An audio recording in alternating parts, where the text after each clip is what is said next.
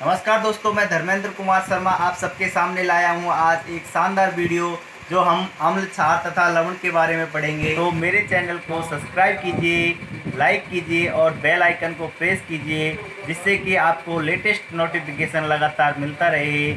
अब देखते हैं हम दोस्तों वीडियो की ओर। दोस्तों आज हम एसिड और बेसिज के बारे में पढ़ेंगे। तो अम्ल के कुछ प्रारंभिक गुणधर्म होते हैं जो हम देखेंगे। ये स्वाद में खट्टे होते हैं, अम्ल स्वाद में खट्टे होते हैं तथा क्षार होते हैं वो स्वाद में कड़वे होते हैं। अगला देखते हैं हम, ये नीले लिटमस पत्र को लाल कर देते हैं। अम्ल है जो नीले लिटमस पत्र को लाल कर देते हैं, जबकि क्षार लाल लिटमस पत्र को नीला कर देते हैं। हम अब कुछ एसिड के बारे में देखेंगे। सिरके में एसिटिक अम्ल पाया जाता है। इमली में टार्ट्रिक अम्ल पाया जाता है। संतरे में एस्कार्बिक अम्ल पाया जाता है। टमाटर में ऑक्जेलिक अम्ल पाया जाता है दोस्तों। लाल चींटी के डंक में फार्मिक अम्ल पाया जाता है। दोस्तों ये क्वेश्चन बार बार आता है, बहुत बार ये बोर्ड के एग्ज़ाम में आया हुआ है, कंपटीशन एग्ज़ाम में भी ये लगातार आता रहता है।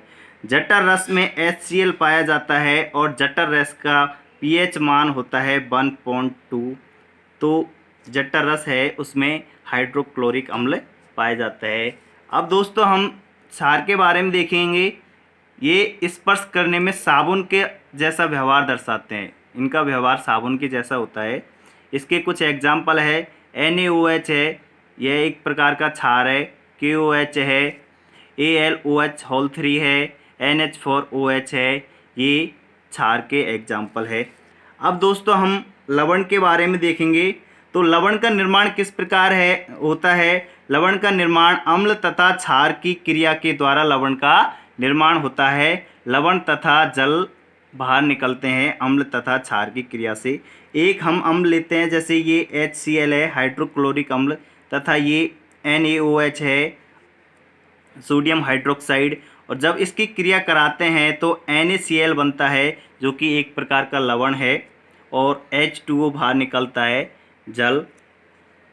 यह अभिक्रिया उदासीनीकरण अभिक्रिया कहलाती है, अर्थात इसमें यह अभिक्रिया उदासीनीकरण अभिक्रिया कहलाती है, अर्थात इसमें इसका pH मान होता है वो लगभग 7 के बराबर होता है। pH मान 7 हो जाता है, इसलिए इसे उदासीनीकरण अभिक्रिया कहते हैं।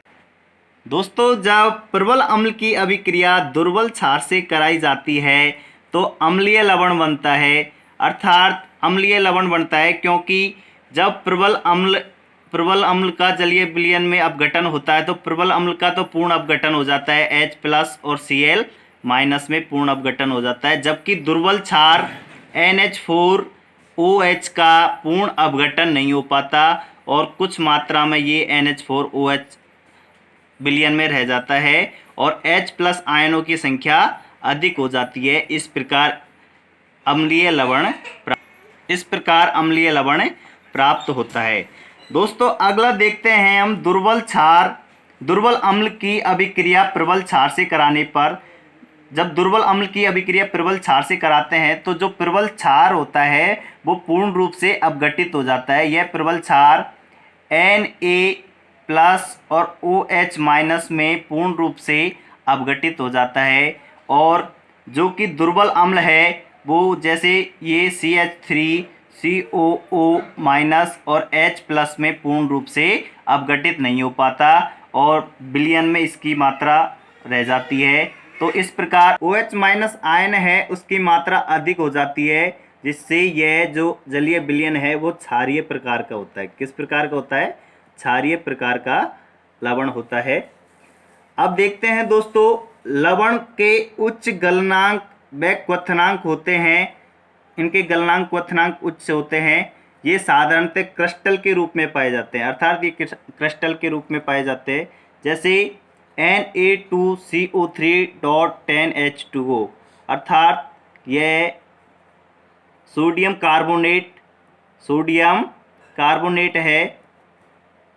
कार्बोनेट है, और ये जो 10H2O है ये इसके साथ जल जुड़ा हुआ है तो इसे क्रिस्टलन जल कहा जाता है। दोस्तों इसको क्रिस्टलन जल कहा जाता है। इस प्रकार ये जिप्सम का सूत्र है। जिप्सम में CuSO4.2H2O 2H2 है वो क्रिस्टलन जल है। इसी प्रकार ये फिटकरी का सूत्र K2SO4Al2SO4 3.24H2O ये 24H2 है, ये भी इसके साथ क्रिस्टलन जल जुड़ा हुआ है। तो दोस्तों इस प्रकार ये क्रिस्टल के रूप में पाए जाते हैं लवण, और इनके साथ जो जल जुड़ा हुआ होता है उसे क्रिस्टलन जल कहा जाता है।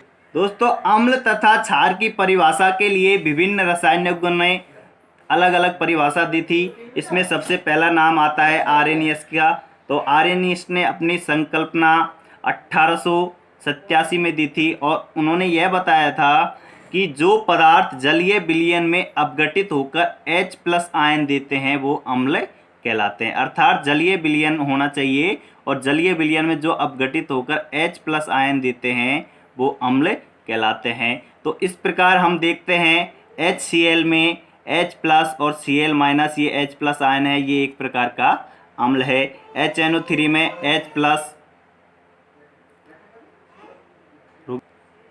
HNO3 में H+ और NO3- ये H+ है, ये एक प्रकार का अम्ल है। H2SO4 में H+ और SO4- होता है, तो यह भी एक प्रकार का अम्ल है। और H2CO3 में H+ और HCO- यह भी एक प्रकार का अम्ल है।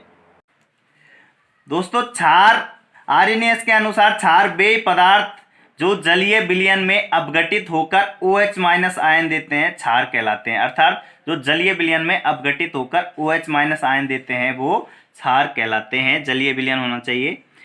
KOH है, ये K+ और OH- आयन में अपघटित हो जाता है, अर्थात OH- देता है, तो ये एक प्रकार का क्षार है। NaOH, ये Na+ और OH- में अपघटित हो जाता है, तो यह भी एक प्रकार का क्षार है। और CaOH2, Ca+2 और 2OH-, तो ये OH+ आयन देता है, तो यह भी एक प्रकार का क्षार है। दोस्तों अब हम प्रबल अम्ल तथा दुर्बल अम्लों की परिभाषा देखते हैं। वे अम्ल जो जलीय विलयन में पूर्णतः आयनित हो जाते हैं, अर्थात जो पूर्ण रूप से आयनित हो जाते हैं, जैसे HCl है, ये H+ और Cl- में पूर्णतः आयनित हो जाता है, तो इसे प्रबल अम्ल कहा जाता है। पूर्णतः आयनित होने वालों को प्रबल अम्ल कहा जाता है। इसके एग्जाम्पल हम देखते हैं HCl, H2SO4, HNO3, ये सभी प्रबल अम्ल हैं। दोस्तों अब हम दुर्बल अम्ल देखते हैं। वे अम्ल जो जलीय विलयन में पूर्ण आयनित नहीं होते, अर्थात वे अम्ल जो जलीय विलयन में पूर्ण आयनित नहीं होते दुर्बल अम्ल कहलाते हैं। दुर्बल अम्ल में CH3COOH, H2CO3 ये दुर्बल प्रकार के अम्ल है। इसी प्रकार दोस्तों प्रबल क्षार तथा दुर्बल क्षार भी होते हैं। प्रबल क्षार के एग्जाम्पल हैं KOH और NaOH, ये भी जलीय विलयन में पूर्णतः अपघटित हो जाते हैं, प्रबल क्षार कहलाते हैं। और जो जलीय विलयन में पूर्णतः अपघटित नहीं होते वो दुर्बल क्षार कहलाते हैं। दोस्तों दुर्बल क्षार के एग्जाम्पल है NH4OH, MgOH2। दोस्तों इसको मिल्क ऑफ मैग्नीशिया भी कहा जाता है, मिल्क ऑफ मैग्नीशिया भी कहा जाता है, सिया कहा जाता है। और इसे एंटासिड के रूप में लिया जाता है, अर्थात पेट में जब एसिडिटी हो जाती है तो उसको ख़त्म करने के लिए मिल्क ऑफ मैग्नीशिया लिया जाता है। दोस्तों अगर आपने अभी तक मेरे चैनल को सब्सक्राइब नहीं किया है तो जाके चैनल को सब्सक्राइब कीजिए और बेल आइकन को प्रेस कीजिए।